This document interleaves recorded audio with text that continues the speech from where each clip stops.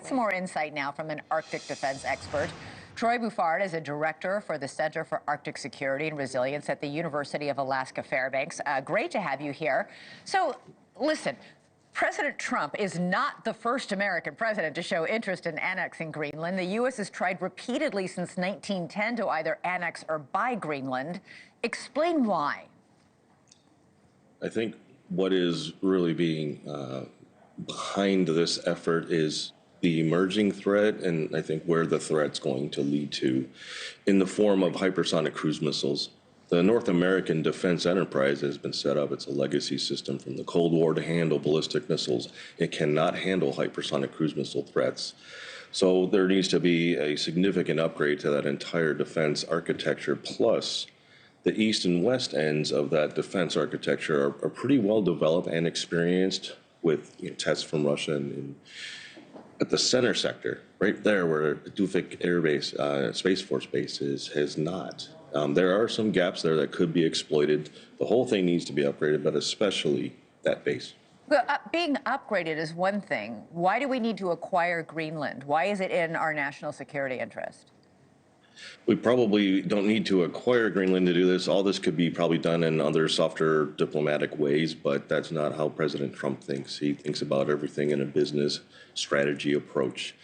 And he thinks, very likely thinks that the United States and he himself are too big and important to have to compete with entities like Denmark and Greenland in this business sense, on equal footing as sovereign heads of state. Yeah, but he's not playing by the rules. We're all seeing that. And that's the whole approach, and that shapes everything here. But you're talking about hypersonic missiles. You're talking about new modern warfare. This is not a new or modern desire on the behalf of American presidents to acquire Greenland. I mean, for more than 100 years, there have been various dances around this issue. Why? Previously, throughout the Cold War and now, Greenland has been a natural part of North American defense. The emerging threat is adding more urgency to this for sure. But the hard part is, and the difficulty is getting past just how President Trump thinks this could be handled by soft diplomacy and normal processes, but that's not how he thinks. He thinks this is a business deal. We all understand how that works, and this becomes a very aggressive competition for him at this point. We do know that Greenlanders want independence from Denmark. They're not happy with Denmark either. They can't be independent. They have no standing military. They have no chance. I mean, isn't it in Greenland's interest to come into some sort of a diplomatic agreement with the United States and align itself more closely with the U.S. and decouple with Denmark?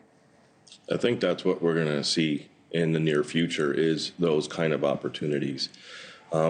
Denmark's relationship with Greenland is pretty healthy, and they stay out of the business of independence of Greenland largely.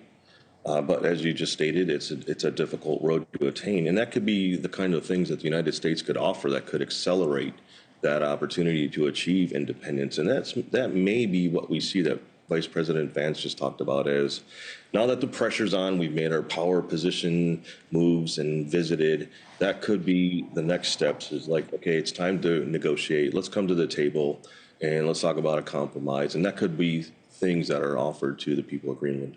China has, in fact, tried in recent years to buy ports in Greenland and access minerals there. Yes. So it's not like the United States is the only superpower, for that matter, eyeing Greenland and thinking, I need that. We directly intervened with that when China tried to entrench itself in a financial opportunity to update and upgrade 3 international airports in Greenland. And that was through the Denmark proper. And to date, in the Arctic, me and my colleagues and friends, everyone in the circumpolar north, we're the only ones that have successfully contained China in a region of this planet to date. That hasn't happened anywhere else. So that's all in the past, a few years ago. That's what's triggered this whole interest in Greenland in the first place. And now here it's shifting to another phase quickly of importance that is difficult to kind of understand. But up here in the north, this is daily business for us. We understand and live with the role of North American defense, early warning responsibilities. So Space Force base there in Pituffik is now becoming part of the conversation. Right. We need to understand. Thanks so much for watching. Go to joinnn.com to find NewsNation on your television provider. And don't forget to click the red subscribe button below to get more of NewsNation's fact-driven, unbiased coverage.